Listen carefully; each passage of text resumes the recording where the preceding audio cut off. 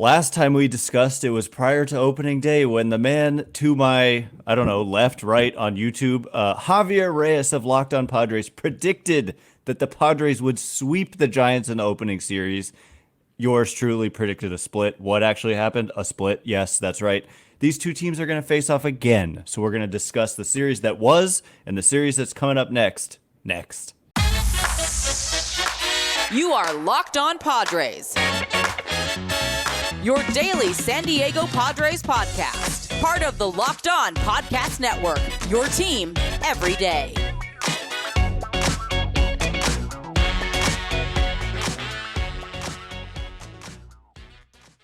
Of the Locked On Podcast Network, where it's your team every day. My name is Ben Kaspick, and on the show we provide daily episodes Monday through Friday, talking about the San Francisco Giants in a way that's data-driven and rational, but also simple, passionate, and accessible to all. And of course, Javier Reyes of Locked On Padres is joining us as well, and his show is accessible to all and daily as well. Thank you for making Locked On Giants and Locked On Padres your first listen every day. We're free and available wherever you get your podcasts, including YouTube. So check us all out there. If you have not already, please hit that subscribe button, thumbs up, 5 stars, whatever you can do to help us out. It is greatly appreciated. Today's episode is brought to you by PrizePicks, the easiest and most exciting way to play daily fantasy sports. Go to prizepicks.com/lockedonmlb and use code all lowercase locked on MLB for a first deposit match up to $100. And coming up on today's show, that's right, I'm joined by Javier Reyes, who is going to back up his claim. He's going to stick to it. When he predicted, a 4-game sweep, I almost never, no matter who it is, whether it's Dodgers versus Rockies, like, I'm going to be like, well, it's hard to win. Maybe the Rockies pull one out. But you predicted that the Giants are going to get swept, and some of my listeners are a little salty about it still. So what do you have to say for yourself? Well, to the Giants listeners, just know I have no hate for you. We save all that hate for the Dodgers when it comes to division rivals. Look, everyone does it'll be a split. Oh, they'll get one. So I figured, you know what? We're starting the season. Padres had a bad 2023. It'll be a sweep. And that decisively did not happen. There were some blowouts.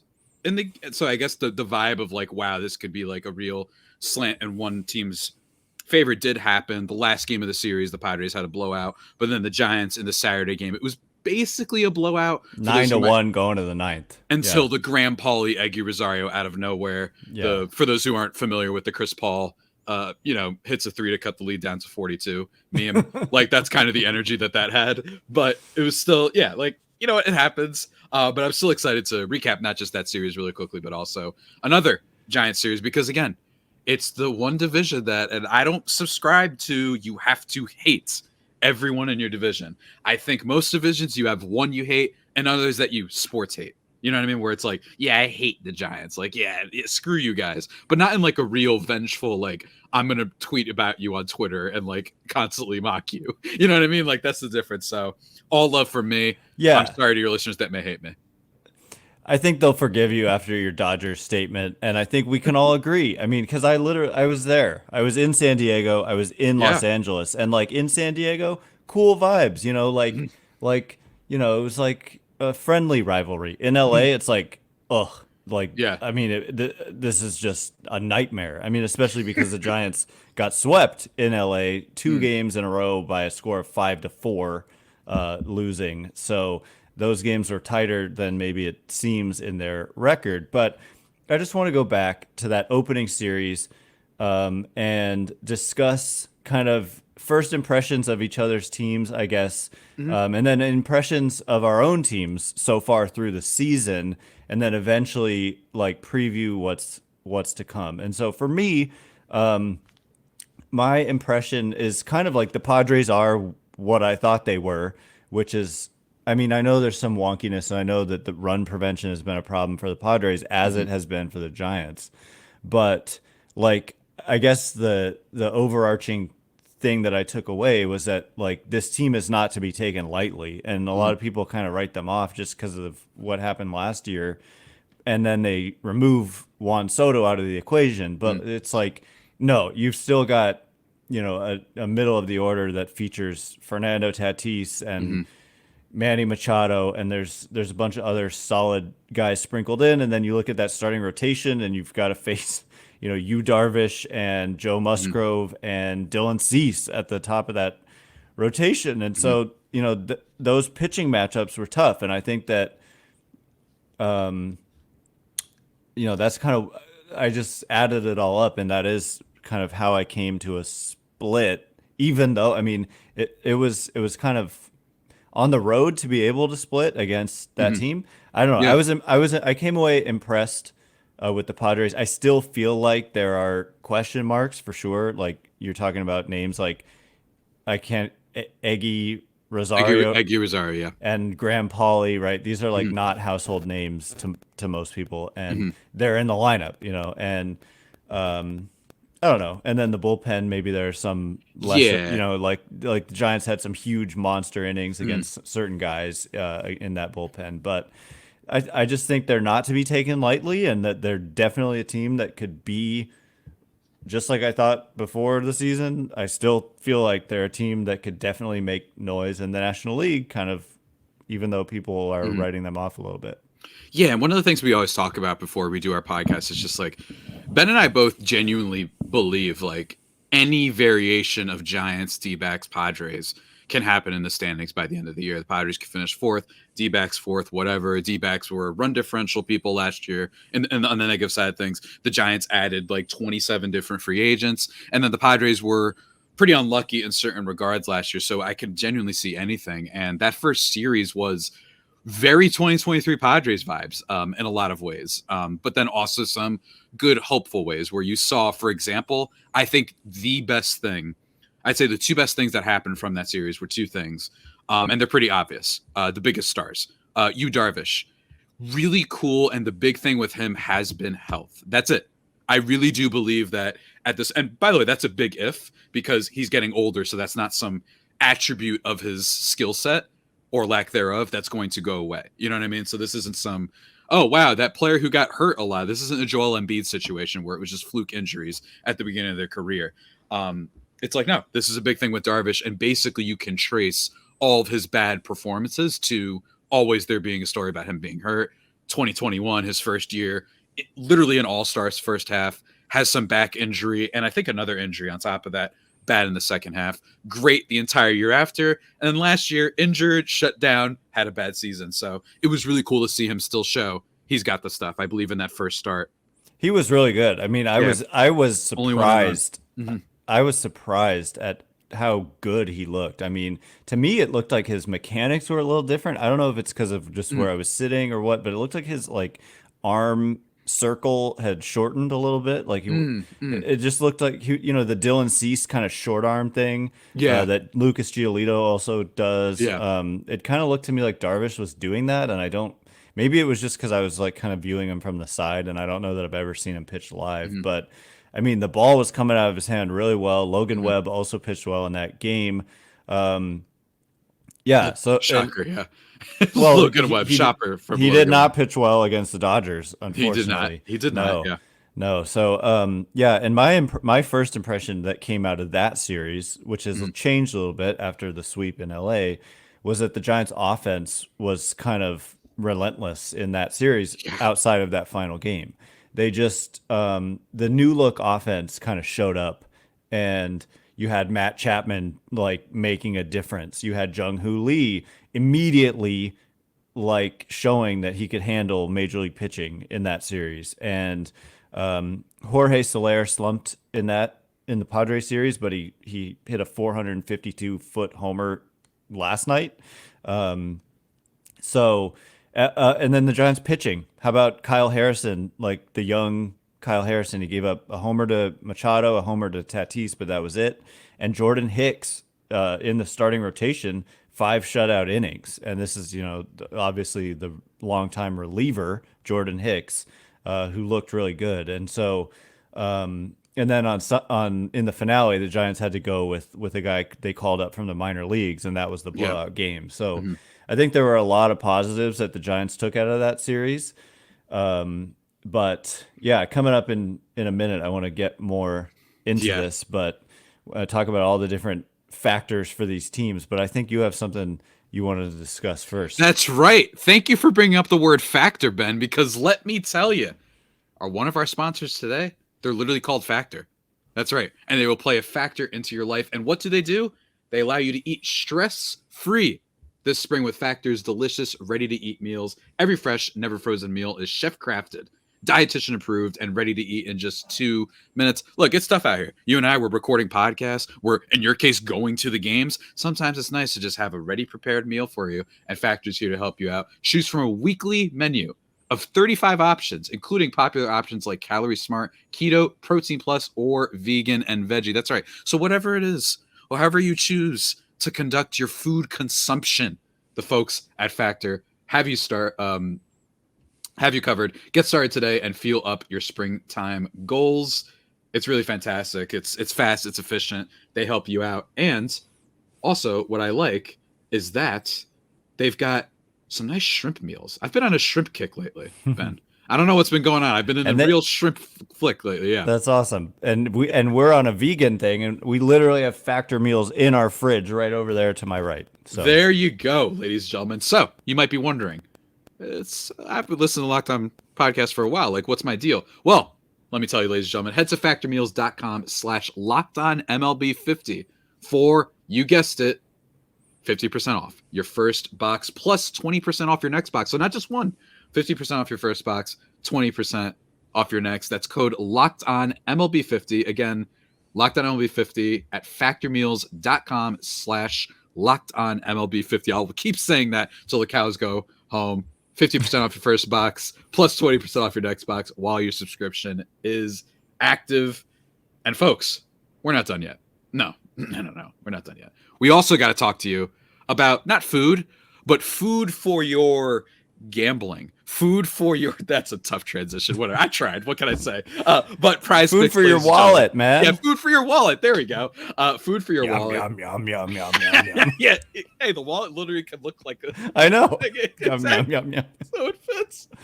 But in all seriousness, best daily fantasy sports app that we got out there, ladies and gentlemen. The number one with more than 3 million members. It's the easiest and most exciting way to get in on the action while you watch your favorite sports and players. All you have to do is pick more or less on 2 or more player stats and watch the winnings roll in. Look, spring training's over, so what are you waiting for, folks? Choose your players. You want to go over on Matt Chapman grand slams? Apparently, based on the last series, you might make a good bet there. So you can go check that out. You want to bet over on Tom Cosgrove runs given up to Michael Conforto and Matt Chapman? You might be able to do that. Yes, I'm still annoyed by that. Dang it. Tom Cosgrove, what is good with you? And also, NBA playoffs are right around the corner, beginning April 20th, and then the play-in rounds are April 16th, 17th, and 19th. Really, really cool. They've got injury insurance stuff just in case your players get hurt. You can turn $10 into $100 with just a few taps. And they offer plenty of weekly promotions. That must shock you that PrizePicks is number one. Well, this is part of why. They offer you weekly promotions and special offers for the biggest moments in sports. I imagine they'll also have stuff for NCAA. We've got the Final Four games this coming weekend. They've got you on that. So again, download the app today and use code LOCKEDONMLB for a first deposit match up to $100. Remember, that's code LOCKEDONMLB. Just download the app. Use that for a first deposit match up to $100. Pick more, picks less. It's that easy with PrizePicks.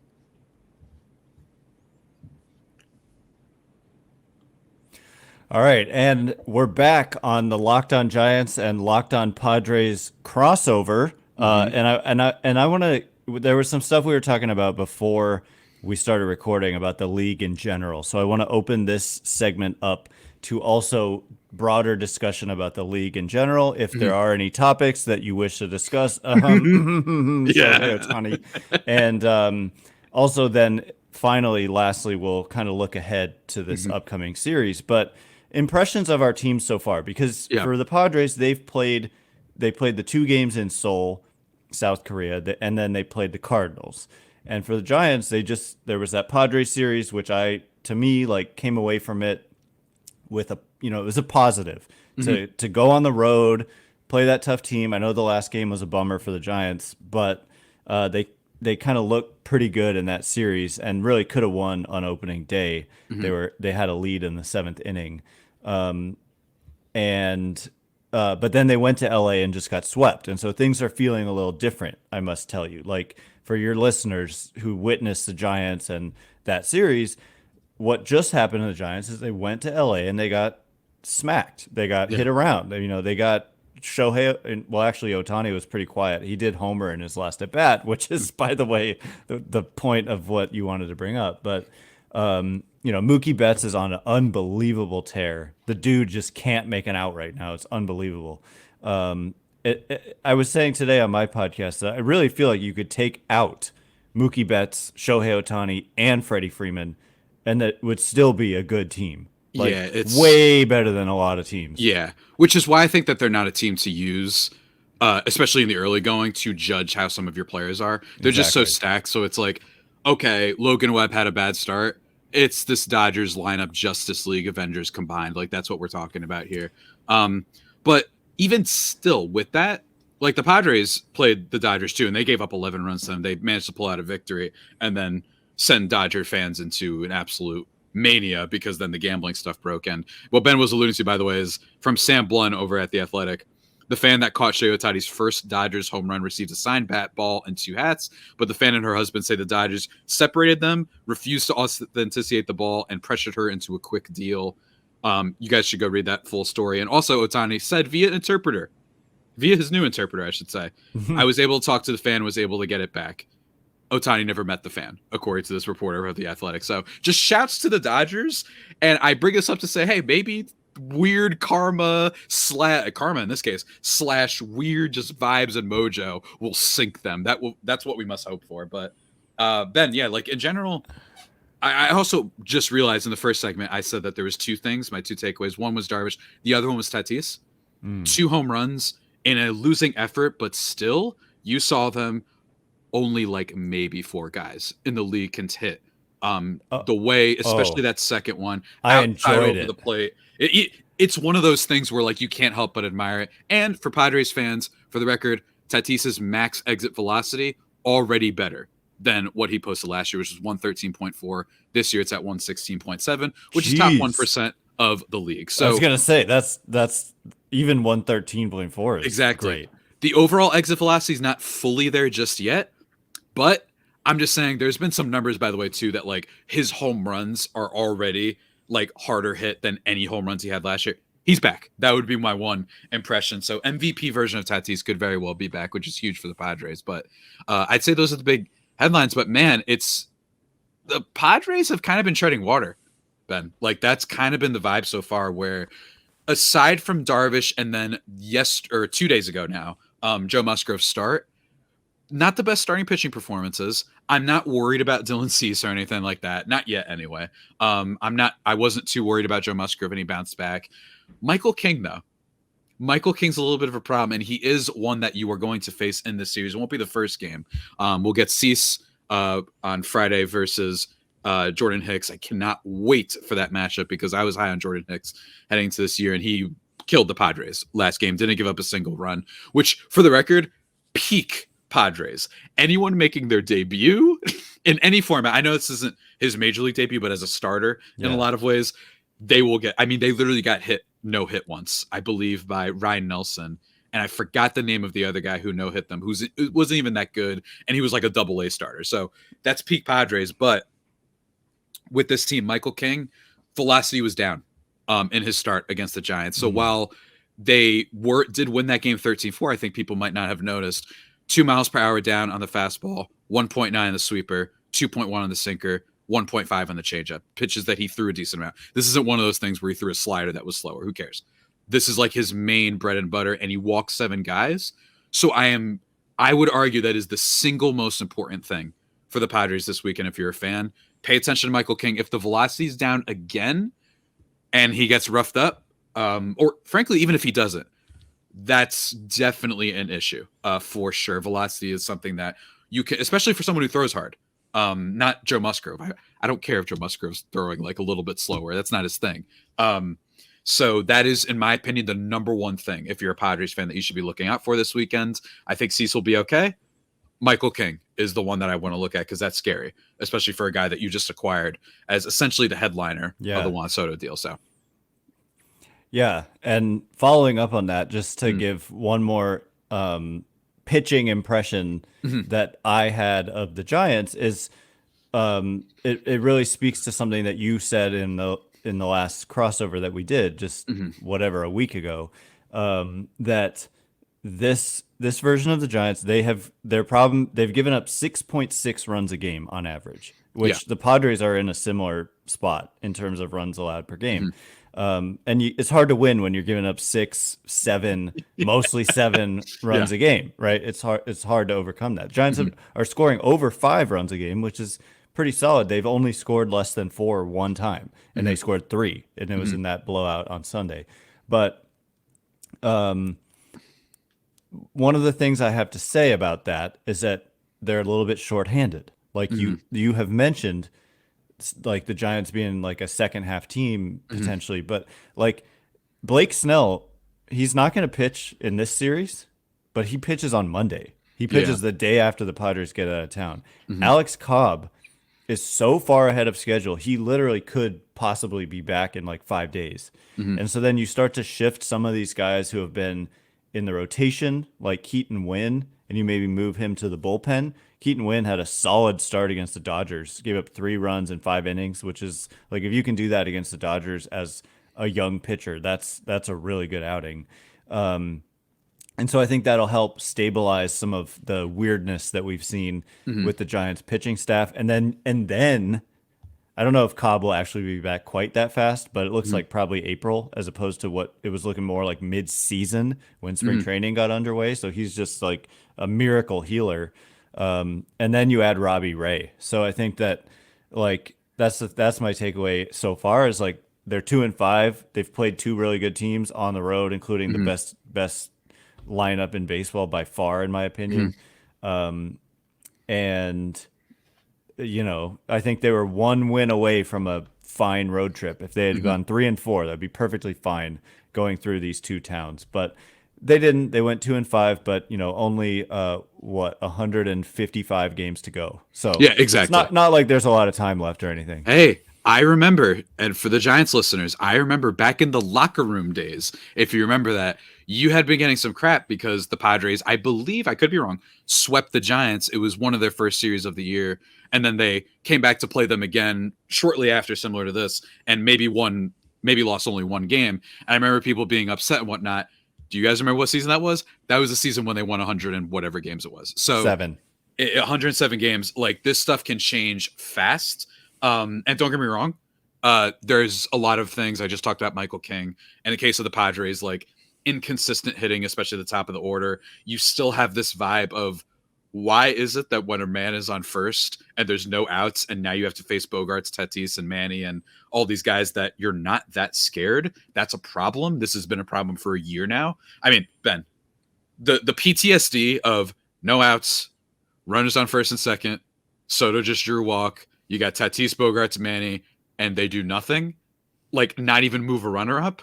Oh, I still feel it, ladies and gentlemen. Trust me, I'm right there with you. So Well, hopefully on the this is a other bounce back side, series for them. I got to tell you, first of all, it's also 100% a Giants thing that some new guy like no hits them. That is such a Giants thing too. So I did not Uh-huh. know we shared that in common. There That's you one go. of the things I love. Like just like I'm always telling you, Trent Grisham, like Padres fans are like that guy stinks, but Giants Guys, fans are like fear it. that Yeah. guy's like the best player in the league. He's just like Everyone I'll has never them. forget the walk off at Yeah, I Oracle know. Park. Like I have PTSD from that.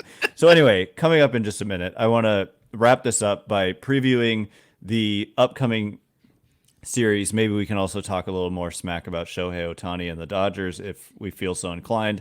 So all of that in just a minute. And before we get into it, today's episode is brought to you by Robinhood. Did you know that even if you have a 401k for retirement, you can still have an IRA?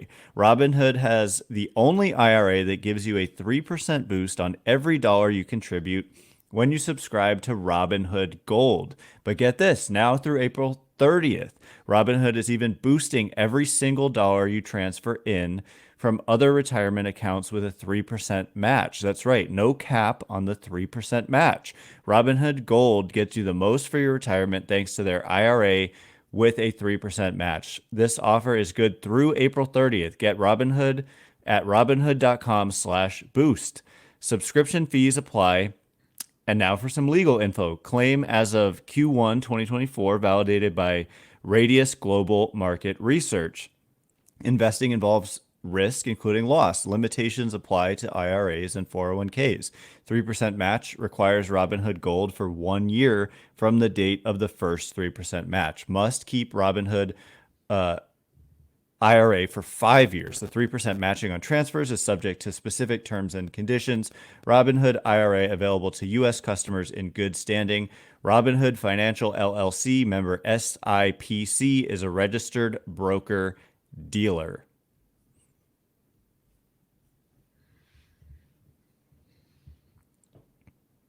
All right, and we're back. Locked on Giants, locked on Padres. The big question everybody wants to know is Javi predicting another sweep?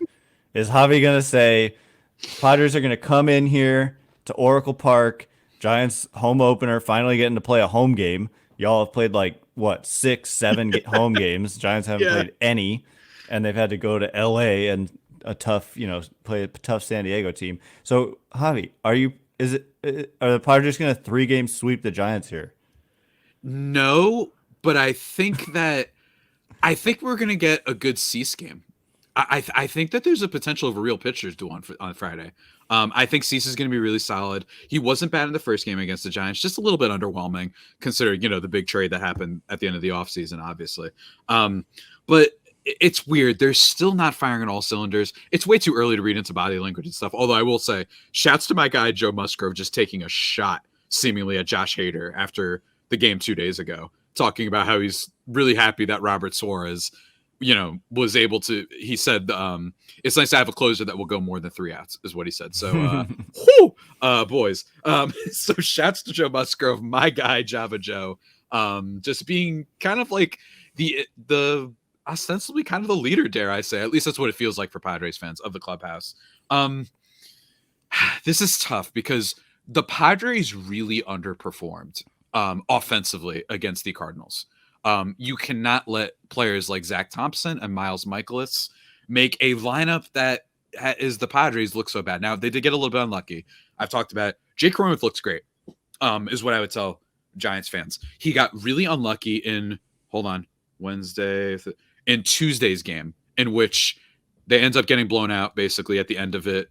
Really bad bullpen meltdown. Yuki Matsui lets the bases get loaded with nobody out. But before that, first and second, awful double play ball, and Cronenworth, the expected batting average on it was like 490, and he smoked it. And then the game after that, the last game that the Padres played, by the time everybody's listening to this, he also smoked 2 balls, the second and third hardest balls of the day, and neither of them were hits, and one of them had his expected batting average of like 700, right? So and by the way, his numbers are also really good now too. So look out for Jay Cronenworth. He looked good in the series I was in. I mean, he's looking really good. And so I would also remind people, like, he didn't have the best series against the Cardinals, but I just showed like 3 hits that he could have had that he smoked. And that's huge. The hard hit stuff tells you a lot.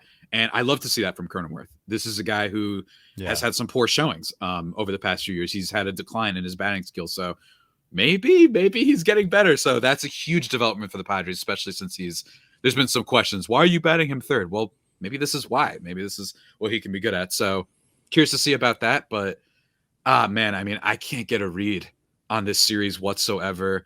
I'm curious to see how Kyle Harrison looks in his next start. He would be the one that he pitched yesterday, so you'll miss him here. Okay, so we'll miss him. Yeah, I'm not totally sure. So it's going to be Cease versus. Yeah, I just looked him up. Cease Hicks, and then King versus Keaton Wynn. The Keaton Wynn, like, Padres fans should be aware of this guy. Throws upper 90s with a like 90-mile-an-hour splitter, and the Giants kind of shamelessly will say it's one of the best splitters in baseball. And I mean, seriously, like, and they're pretty good at identifying guys with good splitters, like Kevin Gausman. It's kind of a Kevin Gausman repertoire, and they think Keaton Wynn can be really good. And like I said, he was pretty darn good against the Dodgers. Like, he may have had the best start of any of the three, including Logan Webb and Kyle Harrison in LA. And he was the one starter you missed in San Diego. So be on the lookout for that. And that's Michael King going for the Padres. And then it's Logan Webb. You get him in the finale against Matt Waldron. Matt Waldron. That's just one knuckleballer. Knuckleballer. Oh, seriously? Yeah, he's a knuckleball guy. Yeah, it's just another one of those names that's just like not a household names that you find on the Padres. That I think is it's that lack of depth. Yeah, that sticks out a little bit. And I also those are the matchups. I'm just gonna go on record. I'm gonna say the Giants take 2 out of 3 in this series. I think that the pitching matchups. Outside of a pretty evenly matched, Friday, I think in theory it's Cease. In theory, but we have to see what happens first. Hicks was also really good. In his one start. Cease's ceiling is still yet to be determined right now. Or I'm sorry, Hicks. He looked so good in that first start, and that's why I was telling everybody. I think on our last pod, or I don't know if it was with you or not, but I don't care if a reliever turning starter's velocity goes down a bit. You know what I mean? Like that Seth Lugo's was down by like 8 miles per hour. Yeah, like I don't care. He's trying to become a starter. Like, and he's the throwing same thing with Seth Lugo last year. New pitch, essentially. Like he's throwing a splitter, which he didn't really have. In the split, he threw it in some big spots, like bases loaded, or maybe like 2 on, 2 out, like full count, big situation. Throws a split, like for a swing and a miss or a called strike 3. So I'm just predicting that the Giants are at home.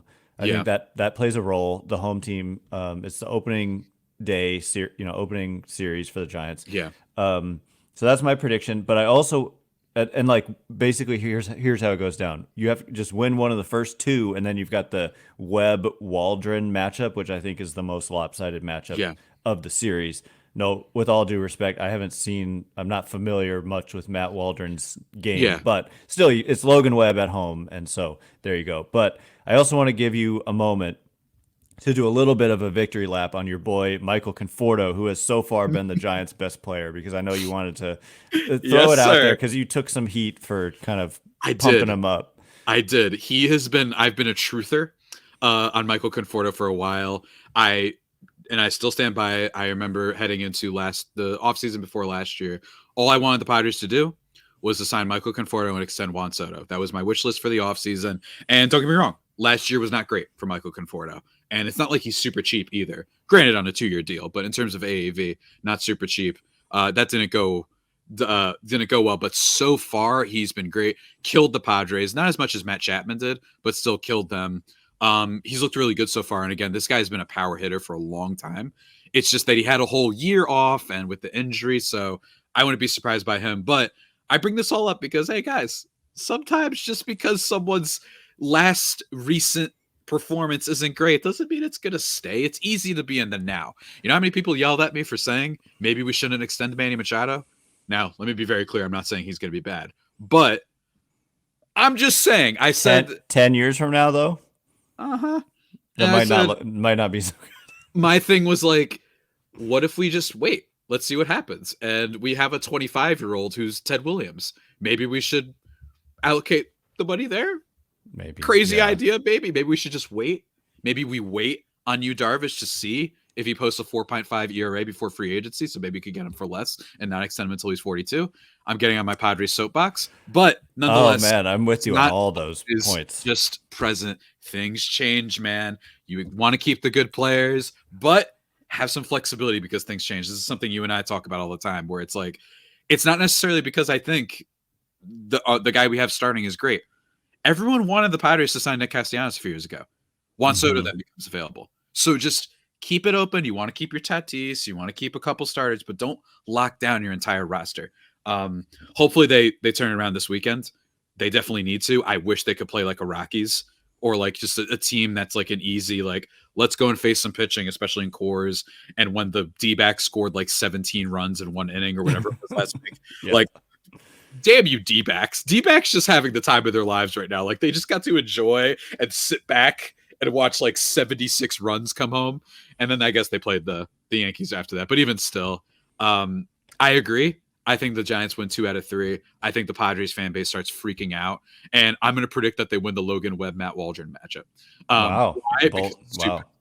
I actually Okay. think Matt Waldron will be terrible. And as a fifth starter, He's one of those kind of guys who the Yeah. Giants, like, historically, it's like, oh, random new pitcher throws a knuckleball. and Oh, I don't think shut it'll out. be a matchup thing. I think it'll be like, yeah, Webb gives up Two two earned runs. runs, strikes out 9, whatever it is, over 6 innings. And they like a Tatis stupid home run that he throws to New Jersey, that he extends his bat somehow and lifts it out for whatever reason, because Tatis is a freak. But I think that they win the game somehow. That'll be my bold prediction this time. And I'll give you smack when it doesn't come to fruition. As always, as I will always do. Anyway, ladies and gentlemen, that is all the time we have for today. Thanks again for making Locked On Giants and Locked On Padres your first listen every day. Locked On has launched the first ever national sports 24/7 streaming channel on YouTube, and now it's also available on Amazon Fire TV and the free Fire TV Channels app.